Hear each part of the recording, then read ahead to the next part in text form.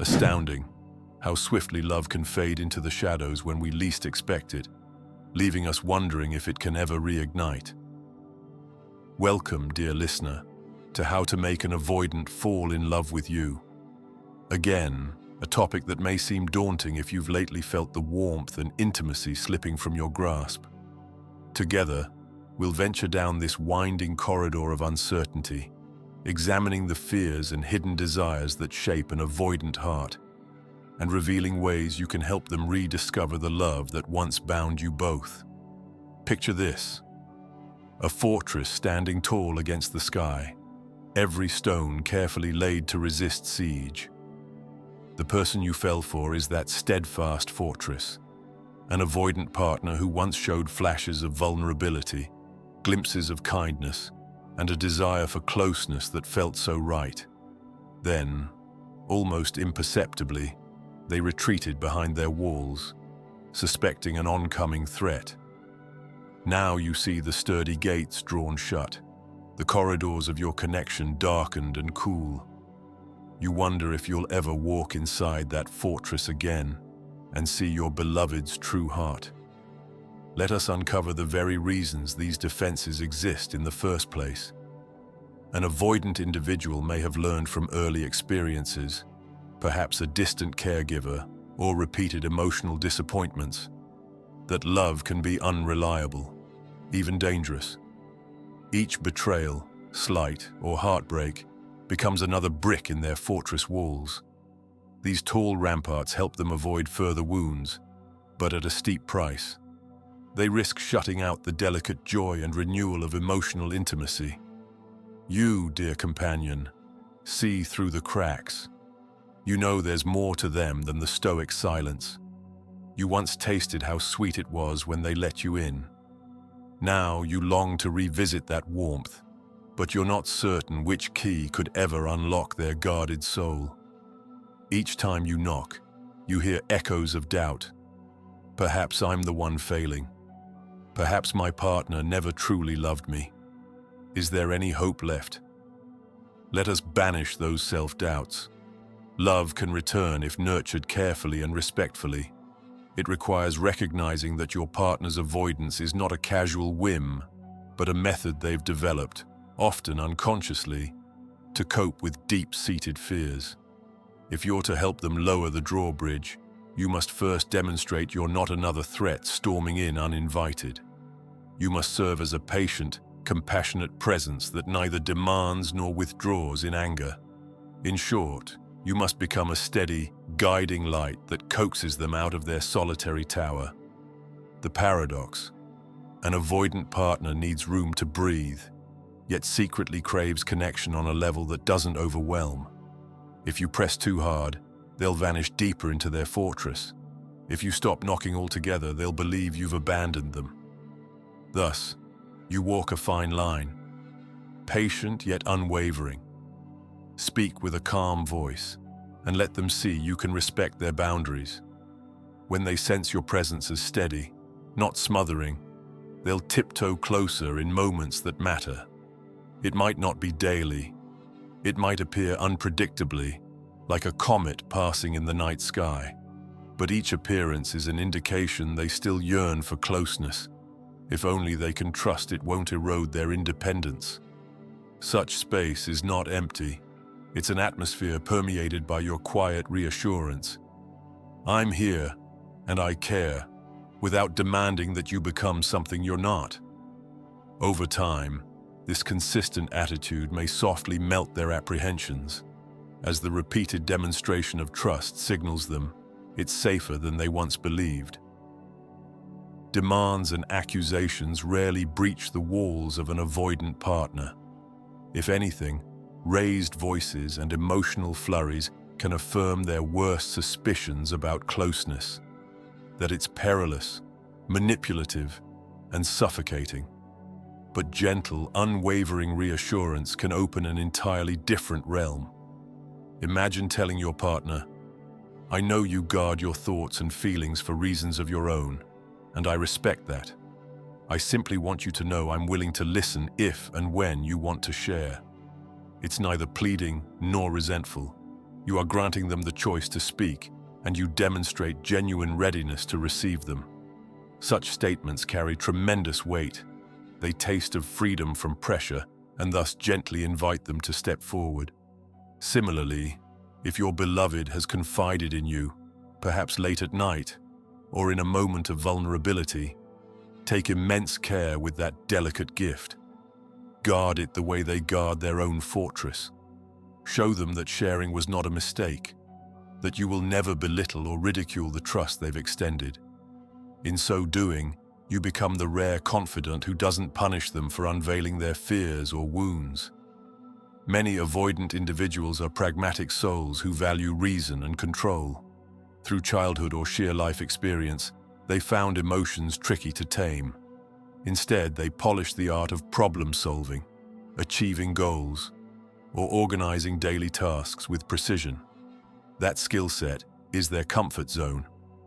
So rather than forcing them into emotional territory they're wary of, meet them halfway in the land of logic.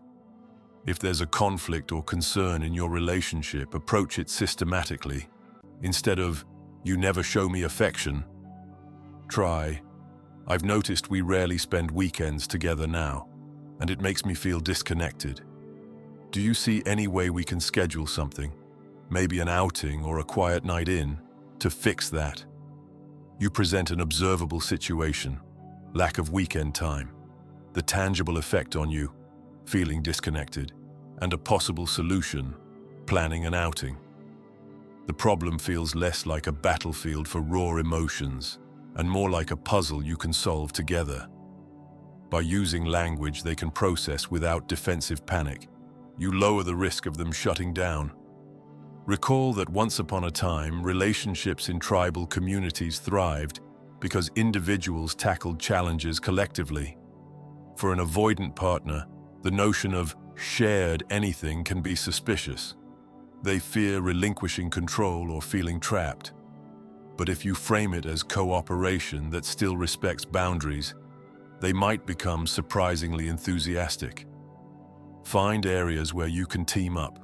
Perhaps that's renovating a corner of the house, planning a short trip with distinct tasks, or even a mutual fitness challenge. Each time you succeed together, a seed of trust sprouts. Each time the two of you coordinate and witness how your different strengths align, the blossoming sense of unity pushes through cracks in their fortress walls. The mantra becomes, "We can win together, and I don't lose myself in the process." Observe how these small but crucial collaborations build momentum. You're indirectly teaching them that closeness doesn't equate to suffocation. Rather, it can expand each person's potential and lighten individual burdens. Few things are more treacherous to an avoidant soul than the sense of obligation, the feeling that they must revolve around your needs at all times. If you threaten their independence, you might inadvertently sharpen their defensive posture. Yet a relationship's promise is also about nurturing one another. Reconciling these two notions is at the heart of how to make them fall in love with you again. One path to reconciliation is demonstrating that your presence doesn't mean usurping their autonomy, but weaving a life where each remains distinct, yet intimately interwoven. Show them daily, "I'm not here to complete you, nor to enslave you. I'm here to partner with you." If your partner sees that closeness can enhance their life, rather than devour it, curiosity replaces dread. They begin to glimpse a new normal, a shared existence where personal agency stays intact, but bonds of care grow strong. The seeds of rekindled love thrive in a calm environment. If you're in anxious turmoil, you risk adding tinder to their wariness of strong emotions.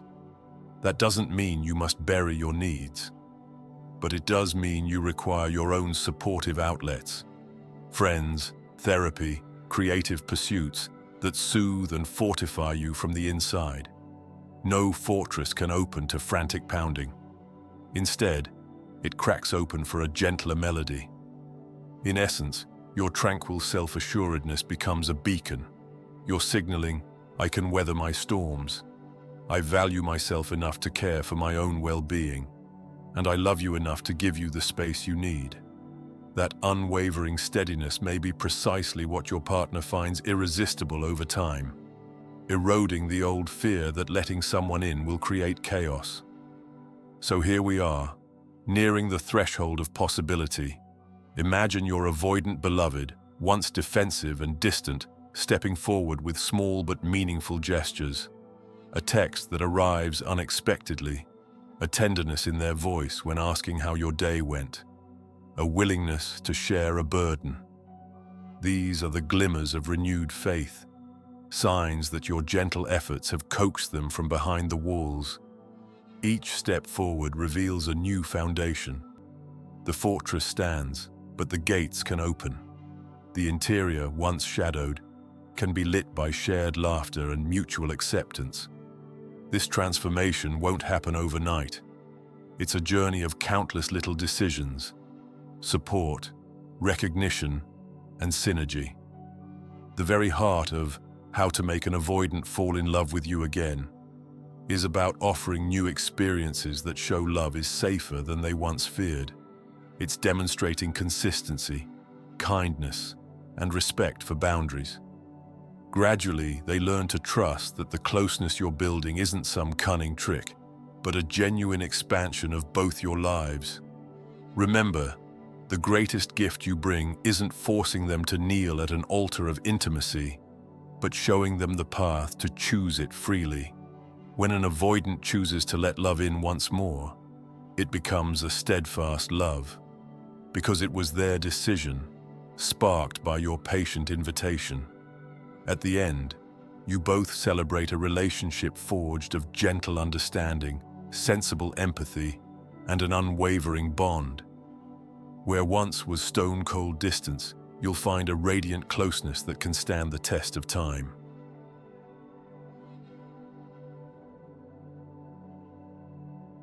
If you believe this video might help someone dear to you, share it with them. A small gesture on your part could mean the world to a friend in need.